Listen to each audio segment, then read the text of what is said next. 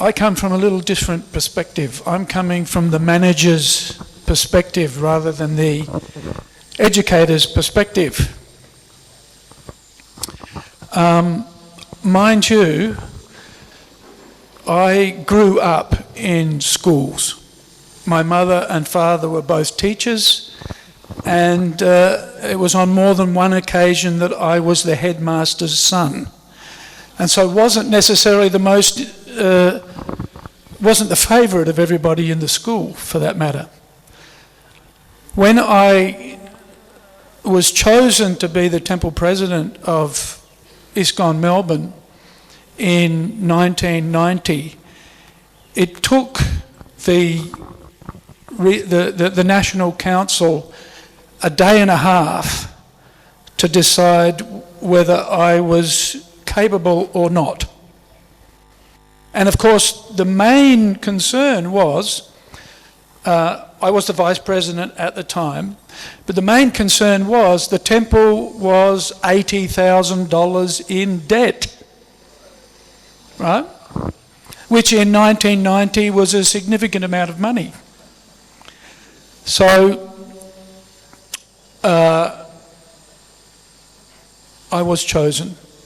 Within 5 weeks, I'm happy to report, we had gone from $80,000 in debt to having $30,000 in the bank. It was because our paintings collectors had gone to Iceland and Greenland and had, as they say, as we used to say in the day, cleaned up. And I used to get scowls from Bhakti-Vайбхава Swami and the other German devotee, I've forgotten his name now, the book distributor, Srila Prabhu. They used to scowl at me because everywhere the German paintings distributors went, they heard, oh no, the Australians have already been here. Anyway, let's fast forward a little bit. As the temple president, I realised that my job wasn't just making sure that there was money in the bank. Of course, that's very important. Having money in the bank is very important. But I realised that my role wasn't just managing a temple, but managing community development. Because ISKCON was changing. One of the crises, or the crises that hit ISKCON in the 80s, one of them was the fact that our economy was dwindling because the householders, the single men and the single women that were living in the temples and driving the economy, got married and had families and had to leave the temples. And as a consequence, one of the things that happened all over the world, certainly in the developed countries, was wherever there was an Indian, wherever the Indian diaspora was, we were cultivating them. And so what was happening and what has happened in our society is that devotees of my ilk, of the 60s certainly, not that I joined ISKCON in the 60s, but I came in the late 70s and early 80s, we grew up within ashrams. And we got our training on the job. Whereas ISKCON was changing, and now how many people within our communities live in ashrams, and how many, well, we all live in an ashram, but how many of us live in the Grihastha ashram? So, and so we were cultivating, and again coming back to the financial aspect, we were cultivating the Indian community primarily, but it could be any community, for funds, because remember, money is important, and also cultivating those people so they would become devotees, and good devotees. I'm going to refer to Srila Prabhupada on statements that he made in Melbourne, because that's my experience, and just talk about how ISKCON can be, or an ISKCON temple can be a spiritual oasis. I think we've got an educational oasis, but I'm going to talk about spiritual oasis. And let's have a look what Prabhupada said in Melbourne. He said, everyone come and eat. Right? Everyone come and eat. Now I highly recommend, that one of the bases for a successful ISKCON temple is feeding people. I went to the temple, my first visit to the Hare Krishna temple was to buy a Hare Krishna cookbook. I knew where the 3 vegetarian cookbooks in Adelaide were in 1978. And I found out that one of them was at the Hare Krishna temple, so I went there to get the cookbook. I also discovered that the food was fantastic. In fact, one of my friends took me to a festival. Actually, it was, I can remember, Bhakti-Vinod Thakur's disappearance day. That's in June, right? And I remember going to the temple, and I remember the prasadam. And I kept on thinking when I'd visit my friend's house, when's he going to invite me back to the temple? Right? Now, I was scared of the Hare Krishnas, by the way, as were many people. But I was very much attracted to the food. So Prabhupada told us in Melbourne, feed everybody. And one of our successes has been, we have 3 restaurants now. We're feeding pretty much 1,000 people a day in those restaurants. We're getting probably another 300, sometimes another 1,000 on a weekend. 300 people for the Sunday lunch program, 600 people for the Sunday feast, right? So this is a very important aspect for managing a temple and managing a community. If you feed people and you give them delicious prasadam, they will come, right? We have local people coming. We have the interesting phenomena that's happening in our community now is we're getting local Aussies. Do you know what I mean by local Australians are coming because they've heard about the prasadam. And they just turn up. We've got one gentleman who comes every day for the Srimad Bhagavatam, and he tells me, this is the best part of my day. Right? So initially attracted by prasadam, but of course, once you're taking prasadam, you're finished. Your material life is finished. Right? So very important. What else have we got here? Deity worship. This is Radha Vallabha. We're very fortunate in Melbourne. Srila Prabhupada brought and installed Radha Vallabha. He, in our current temple, brought Gaunitai and installed them. He went on Ratha Yatra with Jagannath, Baladev and Subhadra. So, especially if you're cultivating an Indian community, gorgeous deity worship. This is very important. And festivals. Janmashtami, Radhashtami, Govardhan Puja, Ratha Yatra, you name it. These are essential elements in Srila Prabhupada. These are essential, what shall we say, beams or planks upon which Prabhupada built his platform. And so you will attract people by having a very well-managed temple that can facilitate these important elements of Srila Prabhupada's cultural presentation. Prabhupada said, you know, Prashadam distribution, kitchen religion.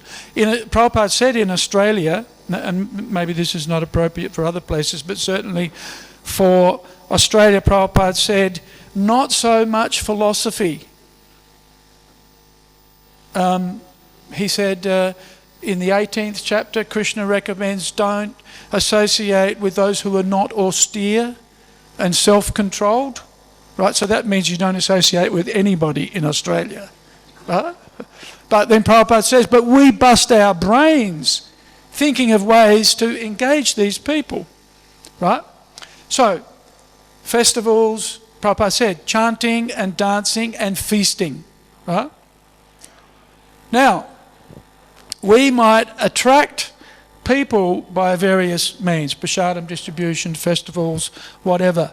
But when we get people, we need to help them understand why we do what we do, right? And so I was brought up in an ISKCON where basically you did service. And in fact, I suspect or suggest that even reading books was frowned upon.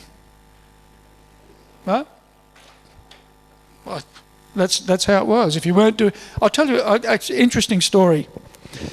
Ramai Swami was telling us of an exchange that he had with some of our younger community. And they were talking about kirtan events. And some of the youth, the younger devotees, were asking Ramai Swami, why is it that the Prabhupada disciples and the older devotees don't like to stay in a kirtan for 3 or 4 or 5 hours? Why they always go off and go away? Huh? And Ramai Swami said, well, we were brought up in an era where service was very much a focus. And he gave an example. He said he and a couple of the Australian devotees had arrived in Vrindavan just prior to the opening of the Vrindavan temple. And they were just looking around. And Srila Prabhupada just happened to come along. And he asked them, with his entourage, he said, what are you doing? And they said, oh, Prabhupada, we just got here and we were just looking at the temple. And Prabhupada said to them, don't you have any service to do? And they said, no, Prabhupada, we just arrived and we thought we'd...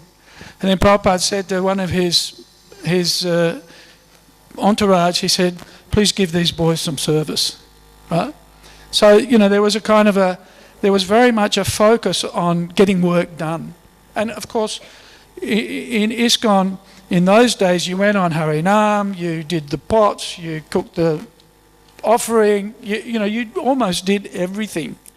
And so, in some cases, there wasn't time to spare on too much study. But, as my slide says here, without educational programs, then the devotees will dry up, because we need to know why we do what we do. And especially with the community moving outside, or not moving outside, but they're living outside, we need to train them. The education and the practical experience and the practical learning that we got living in the ashram isn't available for those devotees who live in the householder ashram living outside the temple. So we need to, and here's another instruction that Srila Prabhupada gave us in Melbourne. Prabhupada was giving a class, and he gave this class a similar presentation in New York and possibly one other location, where he was teasing the devotees, and he was saying, my devotees, my disciples think that my books are only for selling, right? And so Prabhupada played the role of a purchaser of a book. And he's asking the book distributor, what's in the books? And then Prabhupada said, no, these books are for you, they're for selling, right? Not for studying. And so he was criticizing his disciples for not knowing what was in his books. Okay, so Prabhupada said we should very, very scrutinizingly understand these books. So, I now need to finish very quickly here. The point is, in 1989, I went to the VIHE after, say, 13 years of hard work. I went to the VIHE, encouraged by Tamal Krishna Goswami, who knew that I was establishing, had a friendship with Burijan Prabhu. And at the VIHE, I discovered a whole new realm of existence within ISKCON. That studying Prabhupada's books was fun, that it was very tasty, and it was enlivening. So I remembered, or at least certainly, and I was encouraged by Burijan Prabhu. I've been encouraged by many devotees. Atul Krishna Prabhu is another of my Siksha gurus in education, who helped us establish the VIHE, but more appropriate for the audience. So in other words, you can't do semesters of 2 to 3 months at a go. You've got to spread the Bhakti-Shasтры out over years. We've got a group of devotees in Melbourne who have been studying Bhakti-Shasтры, Bhakti-Vайбхава, they're now doing Bhakti-Vedanta. They've been studying Srila Prabhupada's books, and there are numerous groups like this in our temple, householders who have been studying together for 10 or 15 years. Now it's important, we used to have a joke actually. The devotees in Melbourne don't do politics because they're too busy doing their homework, right? But it's very important because you then get a society of devotees who are mature. They know how to cooperate. They understand the importance of, say, not criticizing each other because they know the basics of our philosophy. So I could say a lot more, but it's now questions and answers. Hare Krishna. I'll invite devotees to give their feedback, ask questions. We have 10 minutes for that. Otherwise, I'll keep talking. Yeah. Atul Krishna Prabhu. There's a mic coming to you, Omkar, on your right. If you can please stand up, whoever wants to ask a question, it will help. Hare Krishna. We see the success of systematic education development in Melbourne Mahaprabhu Mandir. We don't see that so frequently in other temples that are as large as Melbourne around the world. So could you perhaps identify what is the specific characteristics of the Melbourne Mahaprabhu Mandir that were able to successfully develop the program? Thank you, Atul, for giving me an opportunity to finish my presentation. Well, we have to... First, I understood that education was important. So we need to have the leadership of our communities understand the importance of education, and also the I talked about money. Usually managers are thinking about money. And they think that, spending on education, where's the return? Right? Where's the return? Well, the return, I'll tell you what the return is. And I think that's the main thing. We support teachers, right? We bring devotees in from overseas, Atul Krishna being one of them, to train devotees. I also teach. I teach teachers. I teach the disciple course. Every devotee that I recommend, I teach the disciple course too. So the leaders need to be involved in education.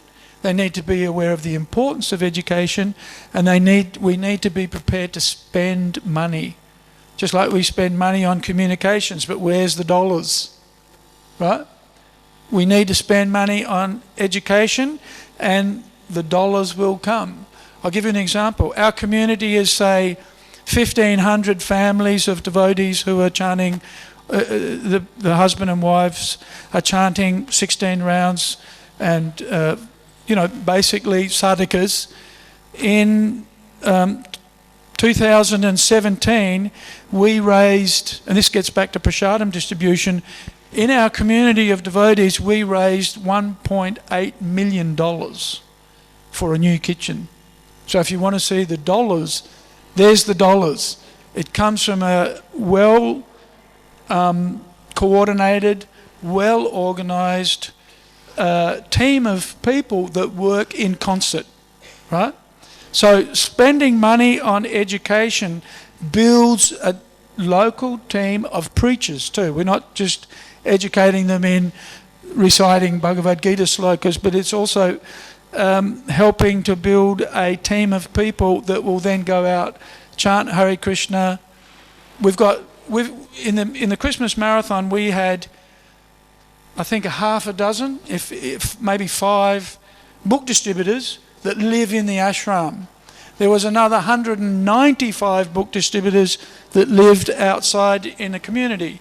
So when you train and educate your devotees and you spend money on building your community, you will also get a return. So leadership should know the importance of education. They should be prepared to do it themselves, because yad yadacharati shreshtas, and we should be prepared to pay for teachers to support them.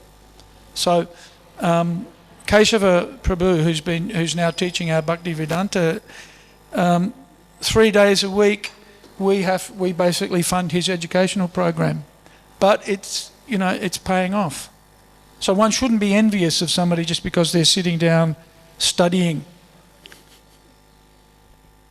We can't say, why don't you do something practical? It is practical. You just can't see the results immediately. Thank you. Another question? Pancharatna. Pancharatna Prabhu. Doing Bhakti-Shastrы, Bhakti-Vайбхава, are you following the... Yes, good question. Yes, yeah, we follow the VIHE or the VTE curriculum. You've got to be organised too. You've got to see that your teachers are well trained. You have to make sure that your teachers are assessing people. You need a proper educational system, which means presenting the right courses, and then also make sure that the assessment's going on. Right? So we use the VTE Bhakti-Shastrы. I'm teaching the TTC1 and the TTC2 that comes from the VTE, so that's our basic model. I assume there are other models, but we're using that one. So much work has been done. We just embraced it pretty much straight away, and that's what we use. Thank you. Another comment? Yes, Devaki Mataji. I just want to share one little thing, that in some countries like Norway, even successful companies of the secular world, they reserve one afternoon per week to send their employees out to do a course. Yes. Thursday afternoon, everybody goes out and does a course. Just as a little comment. Thank you. Thank you for a valuable comment. I'll just like to check whether everybody on that side if the speakers are working. Okay, yeah. Thank you. Just want to check that. Well, we will really appreciate if you were to stand up and ask your questions and participate in this conference. The idea is to deliberate on these topics. So while there are 3 more minutes, Aniruddha Prabhu is out there to handle any of the tough questions you may have for him. It's actually not a question, it's a comment about feed them. I was working with the Bhakti-Vedanta Institute with Bhakti Swarup Damodar Maharaj, and Prabhupada said the formula was beautiful reception, so people feel comfortable, then feed them, then talk philosophy. Yep. Yes, that's right. Because, people have a hungry belly. You can fill that, but they also have hungry minds. They've got questions that they need. One of the reasons why I joined ISKCON was because the devotees could answer my questions. And one of the reasons why I left Adelaide to join Melbourne was because I met the devotees in Adelaide, but I couldn't articulate to my parents and my friends why I was a Hare Krishna. I couldn't do it. I was embarrassed, actually. I was embarrassed. I didn't want to meet my mother. And in fact, I rang my mother when I moved to Melbourne, and I said, "Hi, Mum, I'm living in the Hare Krishna temple in Melbourne." She said, "Oh, no, you sound like a parrot already." I said, "Mum, I haven't said anything yet." But it was true. I wasn't able to explain why I was a devotee. But I was attracted to Krishna consciousness because every question that I had a reasonable answer. So we need to train our devotees so they're not embarrassed. Right? And Tapan Mishra Prabhu has asked, at the beginning he asked me, encourage everybody to spend money on education. So that's what I'm doing. You'll get and look, I just wanted to, since we haven't got much time, I just wanted to share with you some, here are 2 responses that we got unsolicited after these devotees visited the temple this week, right? These are Indian bodied, but still they're relevant. And I know by the names they're not plants, right? But here, this is a comment about the temple. It gives you true feelings of supreme spiritual abode. Kind and compassionate hearts. The environment is serene and set up is perfect for spiritual practice. I simply love this place. And I love Aniruddha Prabhu for making that comment. I thought, who best than him who can raise an appeal to all the leaders in ISKCON, the temple presidents, the Ji-bi-sis, the zonal secretaries. Please give attention to education. We know that you're already giving, but if you were to give your support and also funds, sure the educators will prosper. Thank you so much, Aniruddha Prabhu, for your time and a wonderful discussion.